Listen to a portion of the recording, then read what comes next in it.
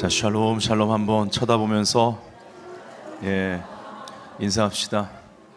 우리 계속 전진하고 있어요. 평강에서 평강으로 나아가는 것, 심지가 견고한 자들에게 허락하시는 하나님의 강함입니다. 아멘. 우리가 약할 때 강함이 되는 거예요. 예수 그리스도가 우리의 강함이라고 바울은 선포합니다. 예수 그리스도가 우리의 부요함이라고 선포합니다.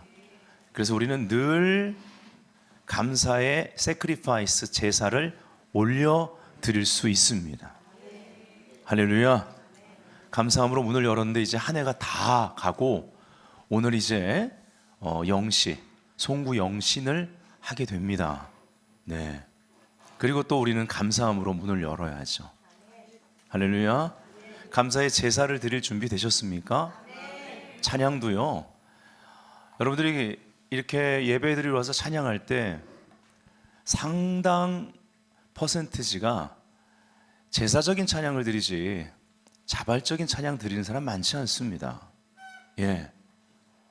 그래서 이렇게 축제를 올려드리거나 우리가 빠른 찬양을 하나님 앞에 막 영광 돌릴 때 손도 올리기 싫고 박수도 치기 싫고 그럴 때가 상당히 많아요. 우리 감정, 우리 혼의 상태는 그렇습니다.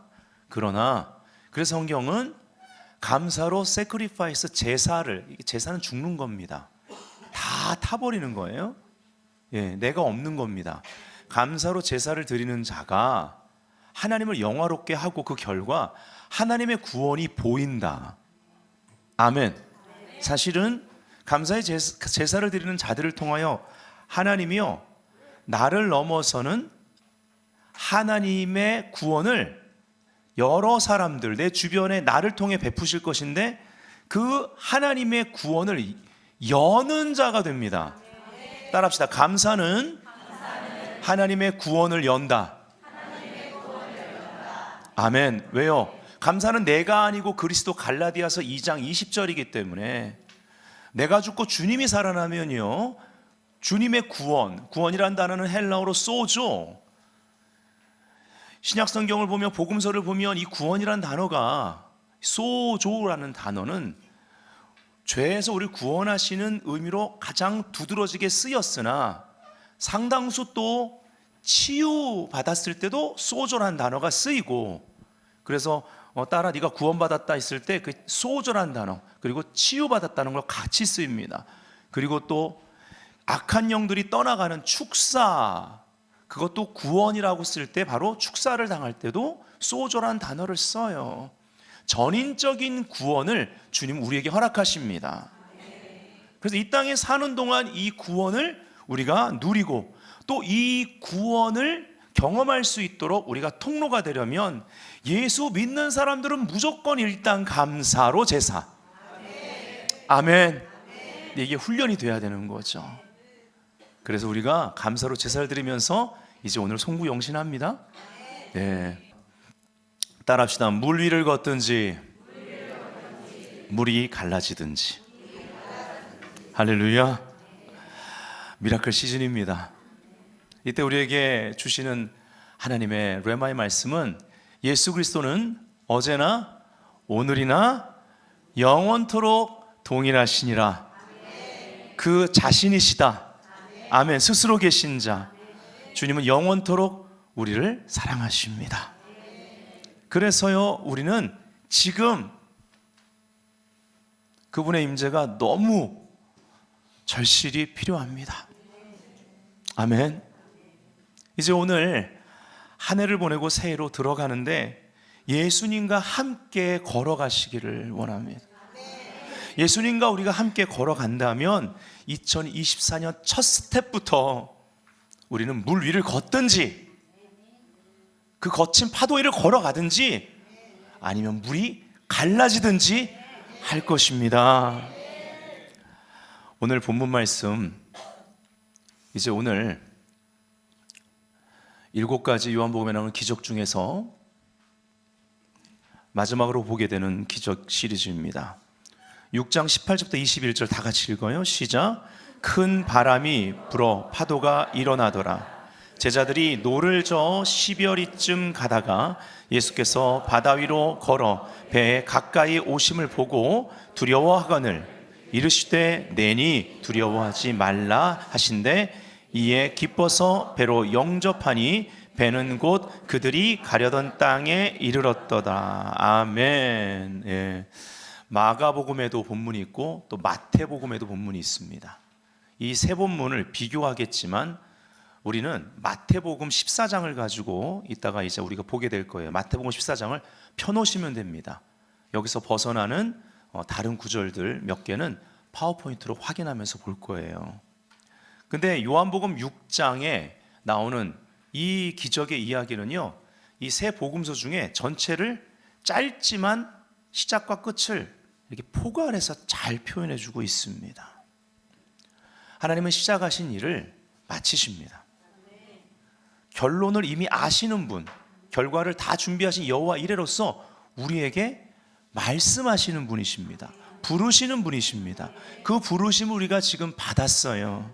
아멘. 제가 교회 화재가 나고 나서 3일 뒤에 이제 화재 이후 첫 예배를, 이제 금요 예배를 드리게 됐습니다. 준비하려던 말씀을 접고 하나님 어떤 말씀을 전할까요? 예. 정말 감정의 폭풍우가 몰아치고 그러한 거친 파도, 이러한 강풍이 오는, 역풍이 오는 듯한 그러한 시간인데 이 혼의 상태와 상관없이 하나님은 분명하게 성도들에게 그 처음 예배 가운데 전할 메시지를 주셨습니다. 그날 메시지가 사실 오늘과 이 7가지, 그리고 7가지 기적을 다루라고 하셨고 오늘 7가지 기적 중에 오늘 마지막에 다루게 될 이 기적과 연결됩니다. 그때 바다를 정복하는 3가지 믿음의 관점에 대해서 나눴던 것을 기억하실 것입니다. 첫 번째는 뭐예요? 주님의 명령은 결론으로부터 온 시작이다. 아멘. 예. 두 번째는 주님은 모든 과정 가운데 함께 하신다.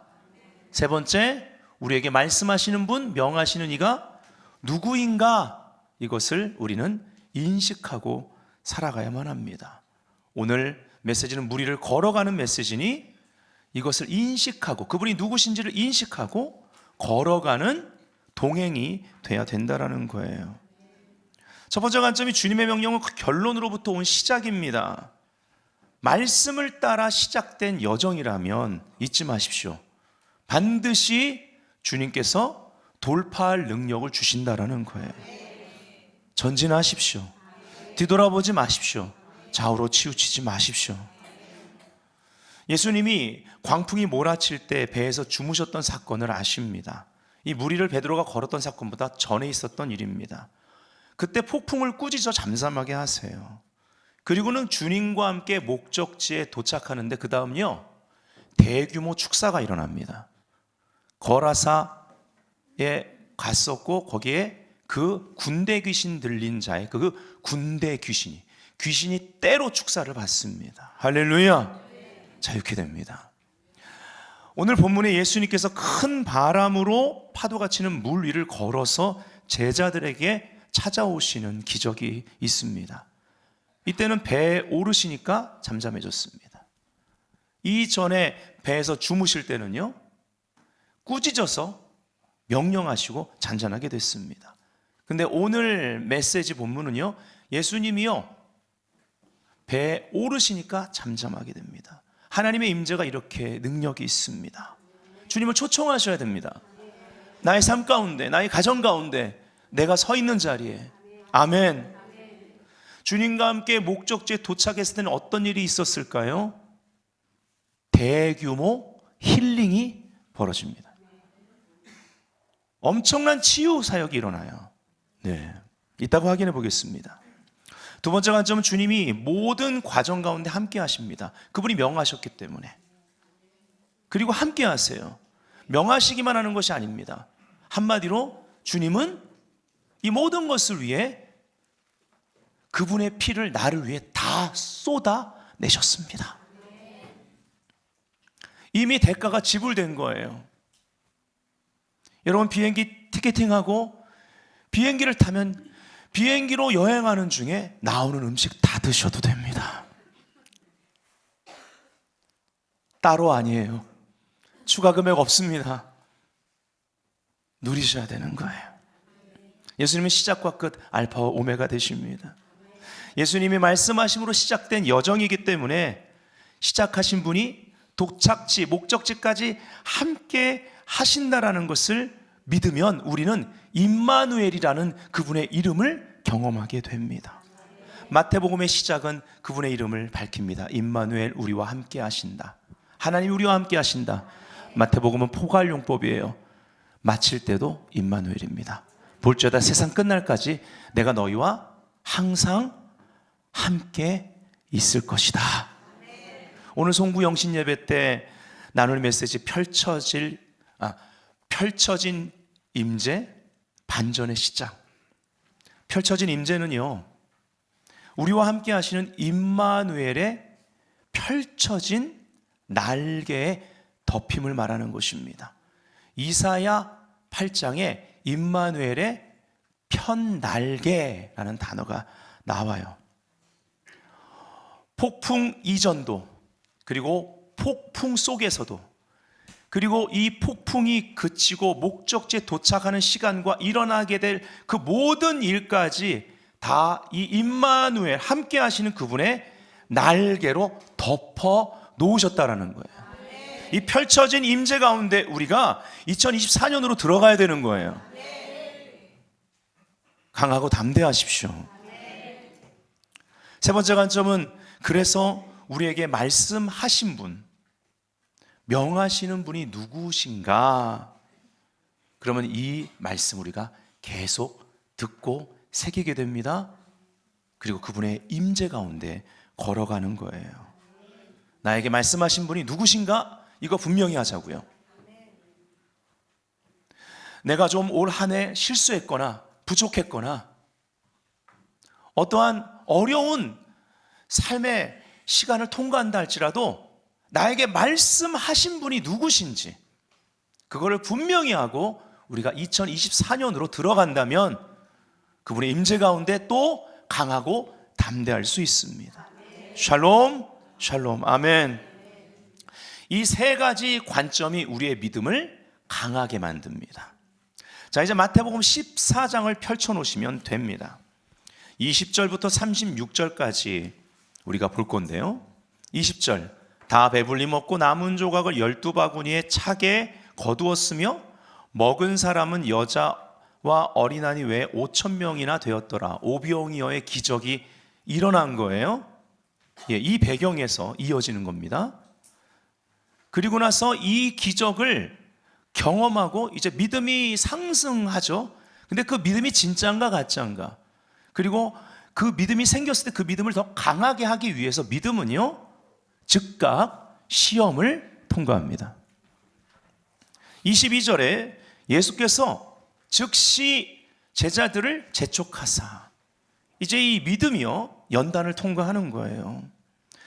자기가 무리를 보내는 동안에 배를 타고 앞서 건너편으로 가게 하시고, 34절에 확인해 보면 건너편이 무엇입니까? 요한복음은, 우리 오늘 본문인 요한복음에는 어떤 장소인지는 안 나왔죠? 근데 마태복음에는 게네사렛이라고 분명히 말하고 있습니다. 그리고 엄청난 치유의 기적이 대규모로 거기서 일어나게 됩니다. 이 시간을 통과하고 나서 이미요 치유의 믿음이 극대화되어 있는 사람들이요 거기 준비되어 있었습니다.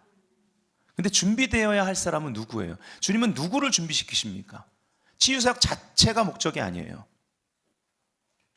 제자들을 준비시키는 거예요. 제자들의 믿음에 관심이 있으십니다. 베드로의 배에 왜 올랐습니까? 물론 거기 있는 사람들에게 말씀을 전하고 그들이 구원을 받고 치유를 받고 회복되기를 원하시죠. 그러나 그 누가복음 5장에 베드로를 부르실 때 초점은 뭐예요? 예수님 말씀 전하는 게 어떤 내용인지 나오지도 않아요? 그 말씀을 전하고 주님이 하시는 일을 보세요. 그 배에 올라서 말씀 전하셨죠? 말씀 전한 후에 하시는 일, 베드로를 부르시는 겁니다. 예수님은요 제자들의 믿음에 관심이 있어요. 제자이십니까? 제자이십니까? 아직 아시겠어요? 그런 분들 혹시 있어요? 그럼 쉽게 알려드릴게요. 예수 믿고 거듭나면, 구원받은 순간부터 제자입니다. 제자는 옵션 선택이 아닙니다. 다시 말하면 제자가 아니면 구원을 받지 못한 겁니다. 예수 믿으면 제자인 거예요. 태어나면 사람이지, 얘가 한 이제 10몇 세쯤 돼서 철이 들어야 사람으로 인정해 주는 게 아닙니다. 사람이니까 사람같이 그 사람의 문화에서 존중받으며 자라는 것입니다. 아직 믿음이 미성숙해도 거듭나면 제자입니다. 제자로 존중해 줘야 됩니다. 본인은요, 제자로 책임을 작은 것부터 감당하며 커나가야만 합니다. 아이도 아이로서 지켜야 될 책임이 있는 거예요. 그게 교육입니다. 지켜야 되는 거예요. 그러면서 크는 겁니다. 할렐루야. 사랑은 상호 책임이 따릅니다. 목적이 분명합니다. 비전이 있습니다. 그래서 사랑은 비전 안에서 오래 참을 줄 아는 것입니다. 서로가 서로에게. 이것이 가정 공동체고 교회의 공동체라는 거죠. 자, 34절부터 36절을 확인해 보면 치유에 대한 믿음이 극대화되어 있습니다. 그들이 건너가 게네사렛 땅에 이르니 그곳 사람들이 예수이신 줄을 알고 그 근방에 두루 통제하여 모든 병자들을 예수께 데리고 와서, 보세요, 그냥 치유가 아닙니다. 치유 사역이 업그레이드 돼요. 혈류병 걸린 여인 한 사람에게 일어났던 일이 옷자락만 잡아도 내가 나음을 입겠다 했던 그 믿음,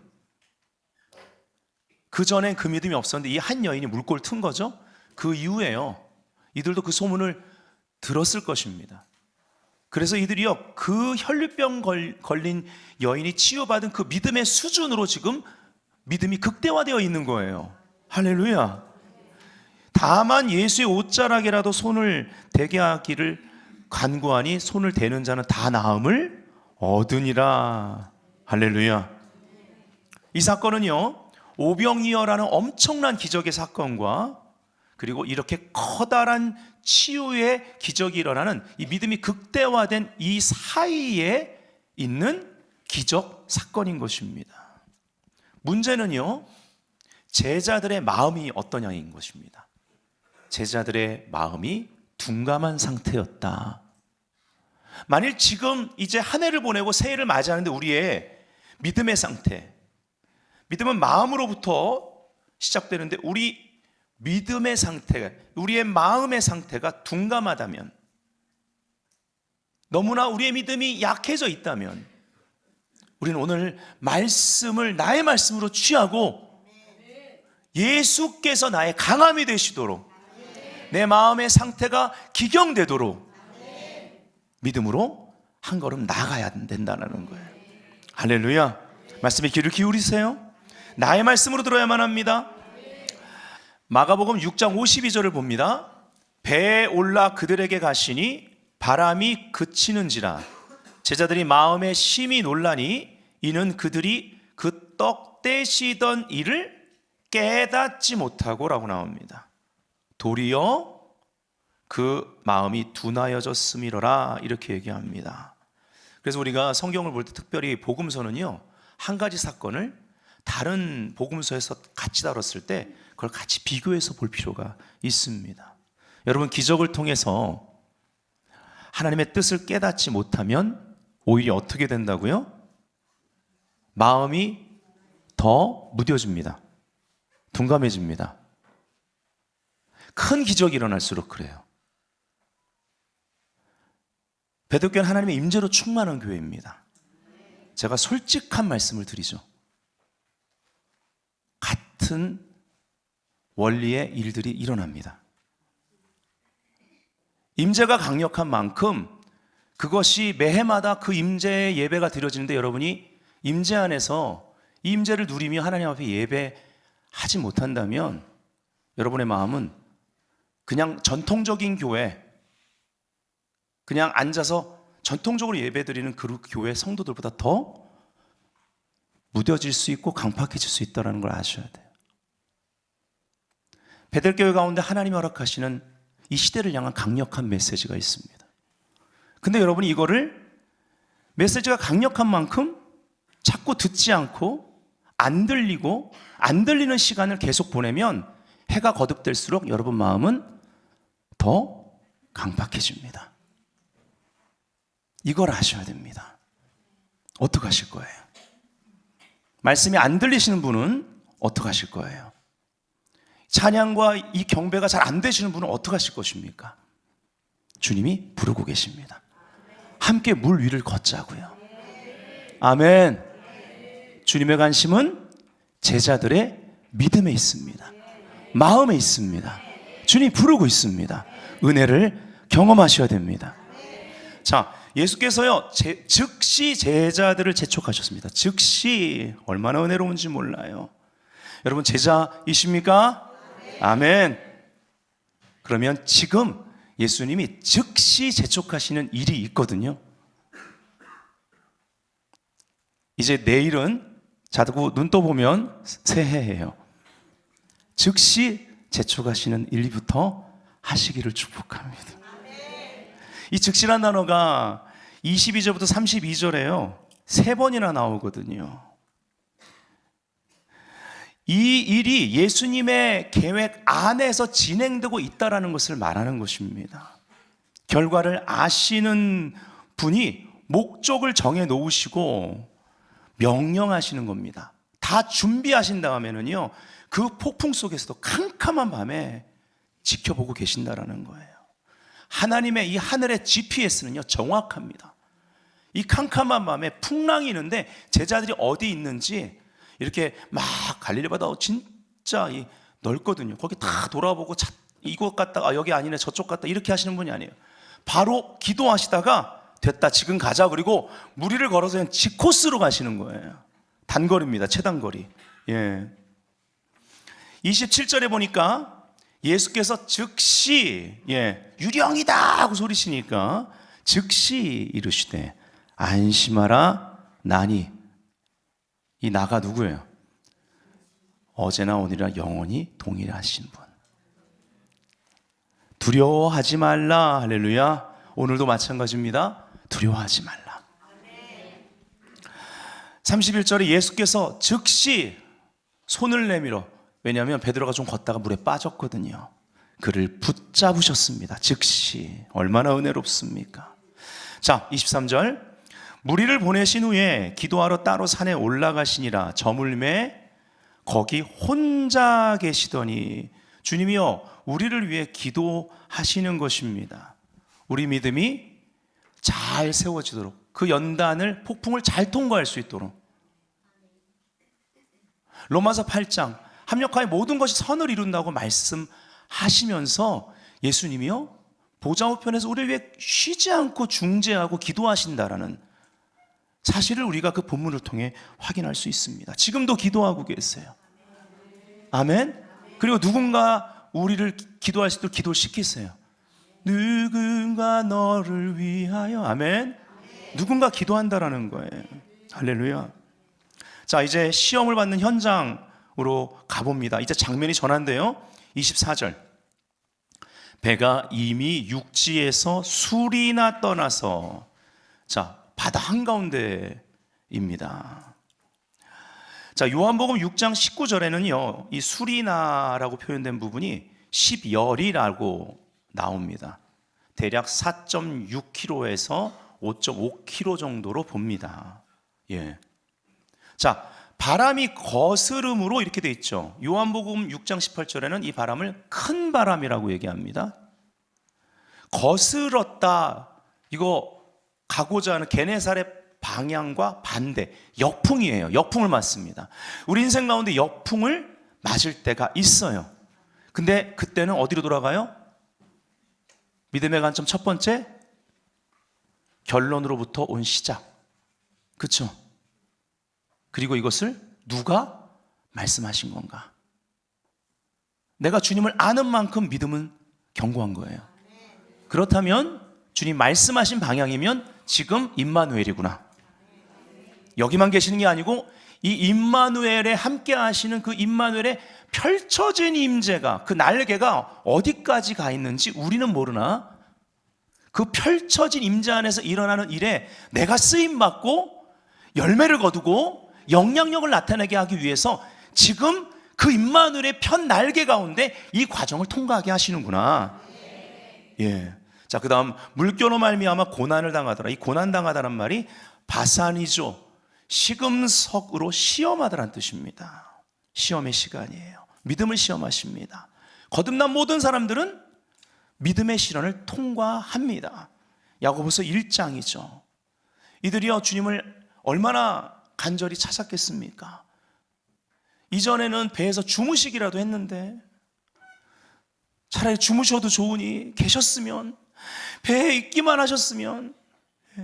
근데 배에 없으신 거예요.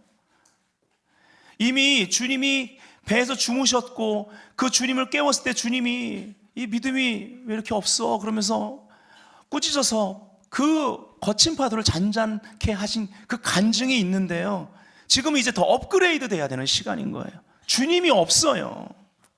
얼마나 주님을 원했겠습니까?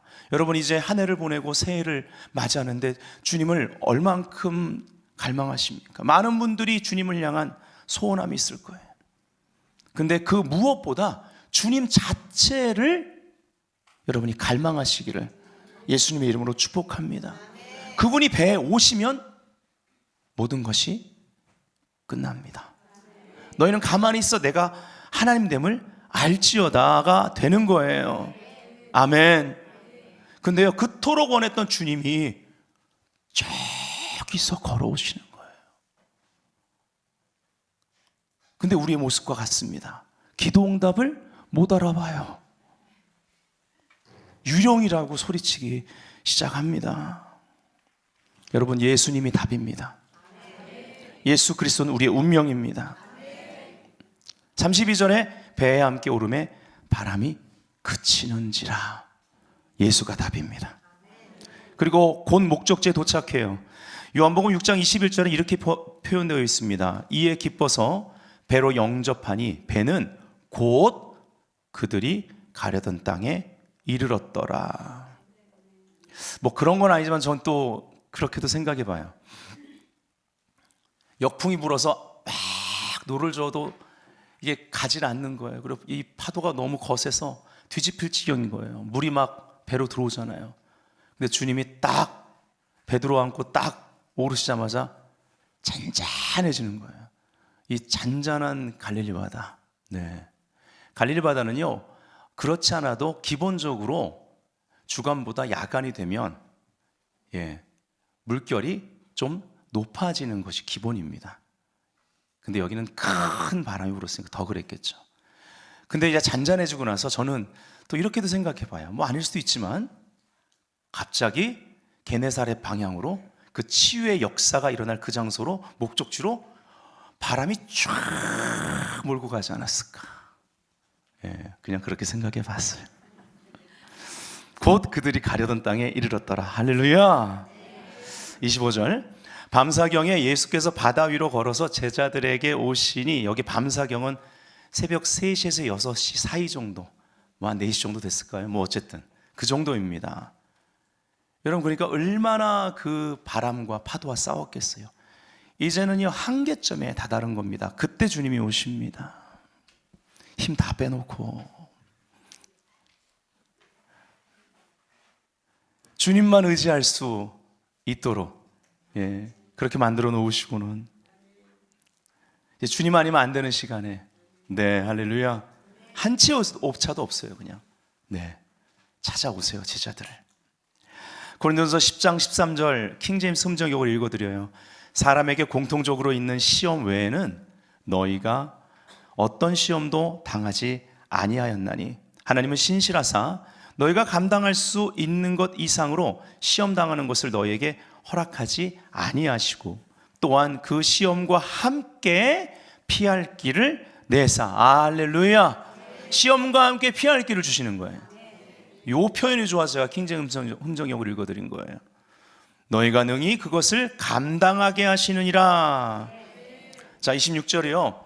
14장 26절 제자들이 그가 바다 위로 걸어오신 보고 놀라 유령이라 하며 무서워하여 소리 지르거늘. 이 당시 바다에 대한 관점은요, 혼돈이고 두려움입니다.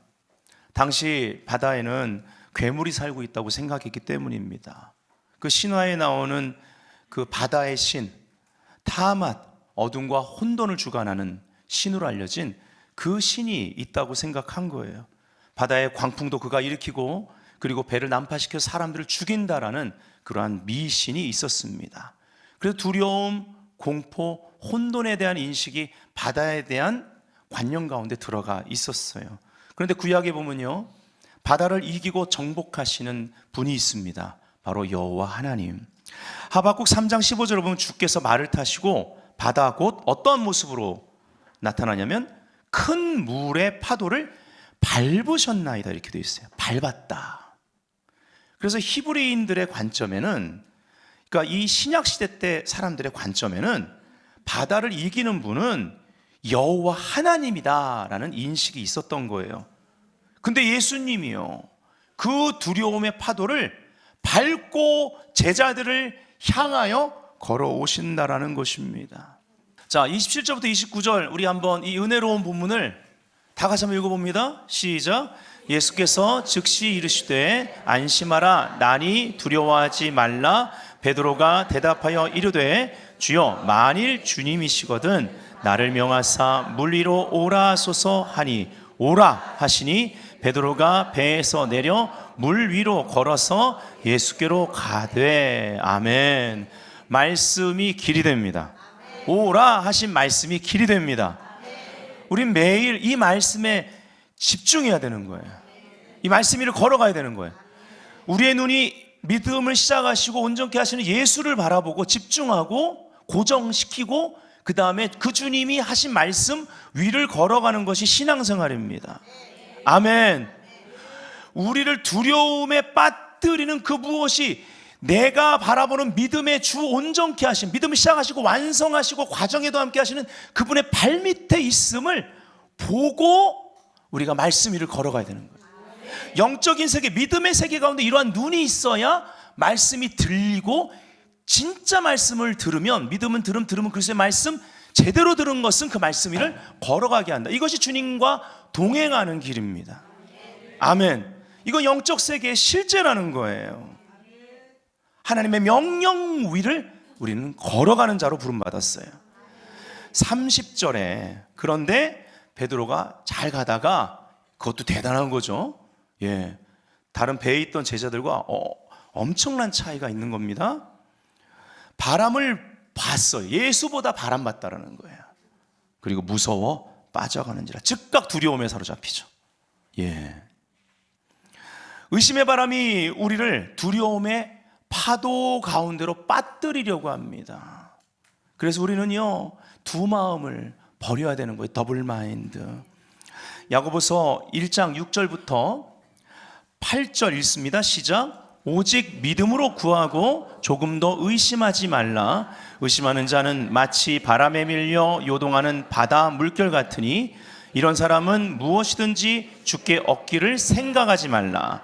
두 마음을 품어 모든 일에 정함이 없는 자로다. 아멘. 자, 그래서 소리 질러. 제자들도 아까 소리 질렀잖아요. 유령이라고. 근데 여기 베드로가요, 즉각 주님께 소리를 지릅니다. 소리 질러 주여 나를 구원하사니. 31절 예수께서 즉시, 얼마나 은혜로워요, 손을 내밀어 그를 붙잡으시며 이르시되 물 좀 먹어봐. 조금만 더 걷지. 왜 한눈 팔았어요? 이렇게 안 하신다고요.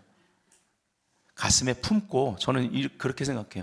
건지고 끌어안으시고 믿음이 작은 자여 왜 의심하였느냐, 이렇게 하는 거야. 이제 알았지? 이제 내 명령 위를 걷는 훈련을 오늘부터 해보자. 이렇게 말씀하시는 거예요. 그리고 배에 함께 오름에 바람이 그치는지라. 33절 배에 있는 사람들이 예수께 절하며 이르되 진실로 하나님의 아들이로소이다 하더라. 아멘. 자, 여기서 우리가 요한복음 15장 7절의 말씀의 원리로 이것을 적용해 봐요. 너희가 내 안에 거하고, 이게 먼저입니다. 내 말이 너희 안에 거하면, 우리가 주님 안에 거해야 주님의 말씀이 우리 안에 거해요. 아멘. 네. 아내가 자꾸 내 말을 씹는 것 같아요? 그 남편들 엄청 상처받습니다. 네. 우리 노엘이 진짜. 이제 알았어? 남자를 그렇게 몰라요? 남자는 격려받고 존중받아야 살아요. 네. 뭐 없어도 존중해줘야 살아요. 기꺾지 마세요. 네. 근데 아내가 내 말을 씹어요? 근데 남편이 가정이 머리잖아요. 그럼 먼저 해야 될 게 있어요. 아내는 또 굉장히 센시티브해요. 분위기도 중요하고, 그런 분위기를 만들어줘야 되거든요. 아내가 남편 안에 거할 수 있는 분위기를 남편이 만들어줘야 돼요. 저는 이걸 잘해서 제가 말하는 게 아니에요. 배워가고 있습니다. 그러나 이러한 과정을 통해서 배운 거예요. 이게 정말 놀라운 원리구나, 이 말씀이. 예? 그래서 그 남편 아내, 근데 여자는요, 아무리 강해 보여도 남편이 필요해요. 기댈 때가 있어야 돼요. 예. 의지할 때가 있어야 되거든요. 그래서 저 여성들이 남편 말을 씹는 거예요. 남자들 잘 들어야 돼요. 우리 서로 다 노력해야 돼요. 오늘 이 방향으로 하면 안 되는데. 예. 아내가 남편 안에 거할 수 있는 공간을 마련해 줘야 돼요.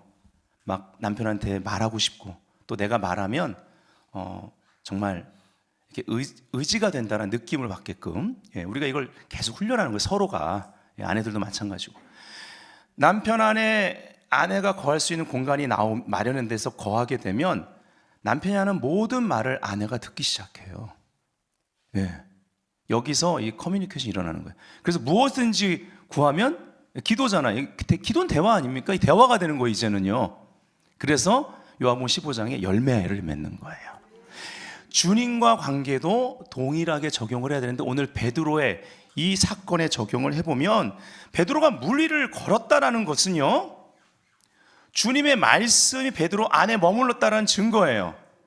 그럼 그 전에 뭐가 있어야 돼요?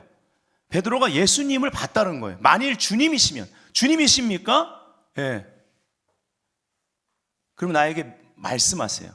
주님 안에 거하는 것, 즉 주님을 보는 것, 믿음의 세계 가운데 그분이 결말에서 온 시작을 말씀하신 분, 아멘. 나와 함께 하시는 분, 그분을 보는 것, 믿음을 시작하시고 완성하실 분께 집중하고 고정하는 것, 그분 안에 거하면 그분의 말이 내 안에 거하게 되는 거예요.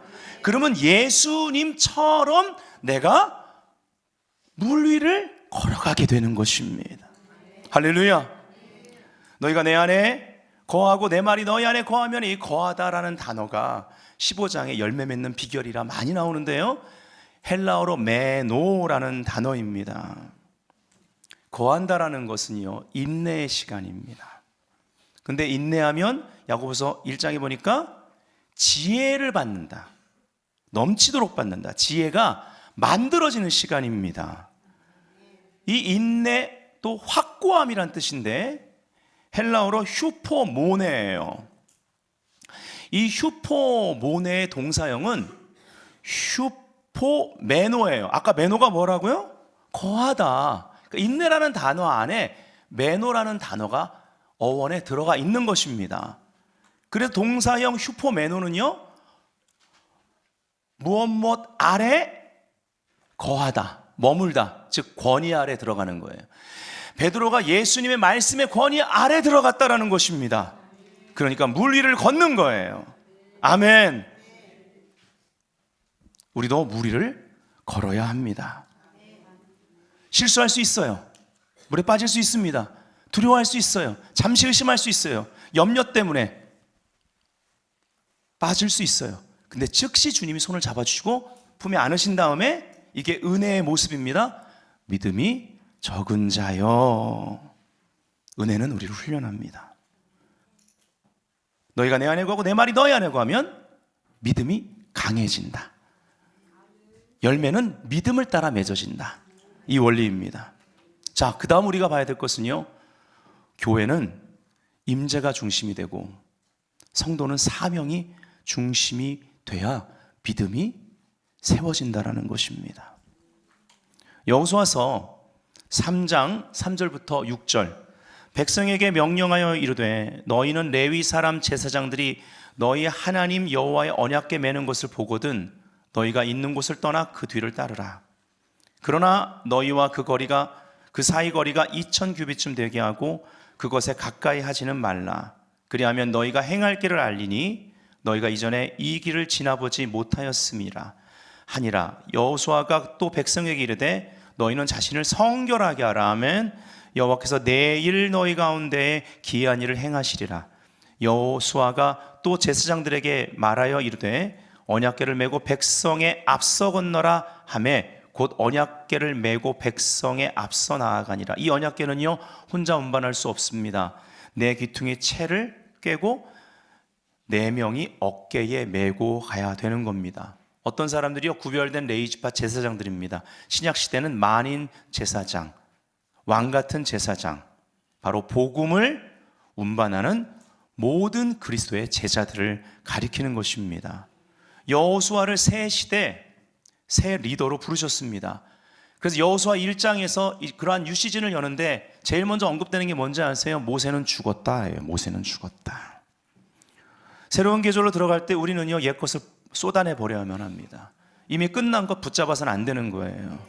그것 가지고 못 들어갑니다. 쏟아내야 되는 거예요. 우리는 선택해야만 합니다. 왜 못 쏟아낼까요? 사람을 두려워하기 때문입니다. 선택해야 돼요. 사람을 두려워할 거냐? 하나님을 두려워할 것이냐? 사람을 두려워하면 올무에 걸립니다. 하나님을 두려워하면 중보적인 삶으로 내 마음이 확장됩니다. 공동체가 보이기 시작한다고요. 내가 맞이하게 될 새로운 계절이 나만을 위한 것이 아니라 하나님의 나라를 위한, 공동체를 위한 것이구나라는 것을 알게 됩니다. 이기심이 사라지게 됩니다. 공동체적 관점을 가지고 이 전쟁에 임하고 또 그 땅을 취하게 되는 거예요. 첫 번째 전쟁이 여리고성 전쟁, 힘으로 이긴 것이 아니었습니다. 군사로 이긴 것이 아니었습니다. 무엇이었습니까? 순종과 연합이었습니다. 제사장들이요, 언약궤를 메고 요단강 그 당시 몸에 거두는 시기이기 때문에 그냥 철철 넘치는 거예요. 우깁니다. 발을 집어넣자마자 쑥 하고 빠져드는 거죠. 근데 믿음으로 앞에서 하나님의 영광을 상징하는, 보좌를 상징하는 언약궤를 맨 제사장들이 발을 내딛습니다. 모세 때처럼 먼저 갈라진 다음에 가는 것이 아니었습니다. 행동하는 믿음, 하나님의 임재를 앞세우는 믿음. 밟았을 때 갈라집니다. 물 위를 걷든지 물이 갈라지든지 해야 되지 않겠습니까? 연합하여 그 물을 밟았을 때 그 믿음의 결과는 요단강이 갈라졌다라는 거예요. 그리고 그 제사장들이 하나님의 법궤를 메고 요단강 중심부에 서 있었고, 언제까지요? 그 새로운 시즌으로, 약속의 땅으로, 기도응답의 자리로 그 모든 사람들이 다 건너기까지 거기에 서 있었습니다. 이러한 중보적인 역할을 하도록 베델교회를 부르셨고 우리 모두를 세우셨다는 것을 잊지 맙시다. 믿음은 공동체적입니다. 중보적입니다. 아멘. 예. 지붕을 뜯어서라도 중풍병 환자를 내렸던 것처럼 우리는 중보적인 실천이 있어야 된다는 것입니다. 아멘. 그리고 12도를, 그 요단강 갈라진 그 중심부에 있던 12도들을 가지고 나왔습니다. 12는 통치의 숫자입니다. 하나님께서 이 새로운 계절로 사람들이 들어갈 때까지 중심부에 하나님의 임재를 중심으로 모여있는 새 일의 중심부에 견뎌냈던, 인내했던 그 말씀의 권위 아래, 비전의 그 말씀의 권위 아래 버티고 인내했던 자들에게 이 시비의 권세를 주신다라는 거예요. 결론입니다. 주님의 즉시를 우리는 신뢰해야 되겠습니다. 실수할 수 있어요. 빠질 수 있어요. 그러나 부르짖으며 손을 내밀면 잡아주시고 안아주실 겁니다. 그리고 함께 걸어서 배로 오실 거예요. 가정으로 들어가실 거예요. 교회로 오실 거예요. 우리 삶의 자리에 걸어가는 법을 친히 가르쳐 주실 것입니다. 두려워하지 맙시다. 그분은 영원히 선하십니다. 한 말을 내딛읍시다. 아멘. 그분의 명령을 걸어가는 것을 배우자고요. 믿음의 창시자요 완성자이신 예수를 바라봅시다. 표준세 번역입니다. 고정하자라고 되어 있습니다. 영어 성경에는. 눈을 고정시켜라. 그는 자기 앞에 놓여 있는 기쁨을 내다보고서 부끄러움을 마음에 두지 않으시고, 그 자기 앞에 놓여 있는 기쁨이 뭐예요? 신부인 우리들입니다. 우리예요. 이제는 그분을 우리가 봐야만 합니다. 십자가를 참으셨습니다. 인내. 그리하여 그는 하나님의 보좌 오른쪽에 앉으셨습니다. 거기서 뭐하고 계신다고요? 우리를 위해 기도하고 계십니다.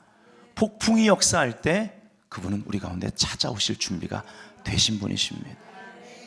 보좌가 그 자리에 임한다라는 것을 믿으시면 아멘. 할렐루야. 여기 예수를 바라봅시다에 이 문장의 헬라어를 연구해 보면 한 곳에서 눈을 떼어 다른 것을 바라본다라는 의미가 있습니다. 지금 우리가 바라보는 곳에서 눈을 떼어 예수를 바라보며 2024년을 시작합시다. 기도하겠습니다. 오늘 말씀 가운데 나에게 허락하시는 그러한 말씀을 붙들고 기도하기를 원합니다. 주님, 내가 순종한 말씀은 무엇입니까? 그것이 길이 될 것입니다. 성령님 우리 안에 역사하십니다. 기름 부어주십니다. 약속의 말씀 위를 걸어갑시다. 물 위를 걸어가든지 물이 갈라지든지 할 것입니다.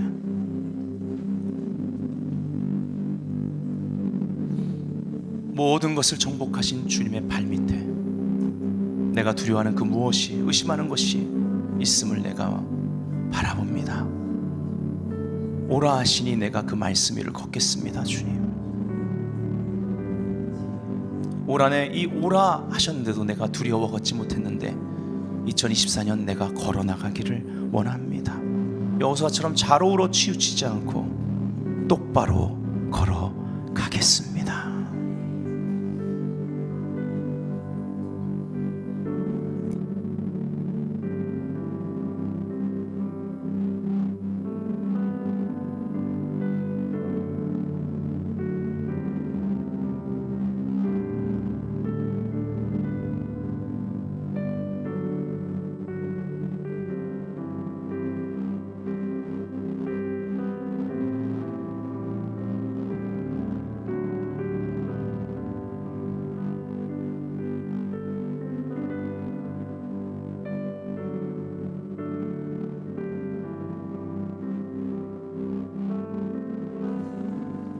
여호와께 감사하라. 그는 선하시며 그 인자하심이 영원하미로다.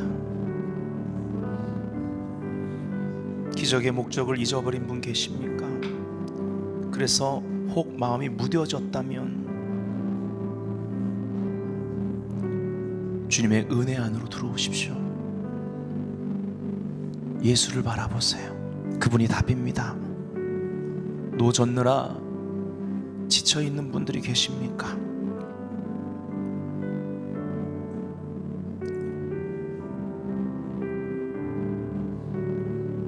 힘쓰고 애쓰는데 안 되는 그러한 상황 속에 이제는 주님이 그 파도 위를 걸어서 나에게 오고 계세요. 그분이 배에 오르면 배는 잔잔해집니다.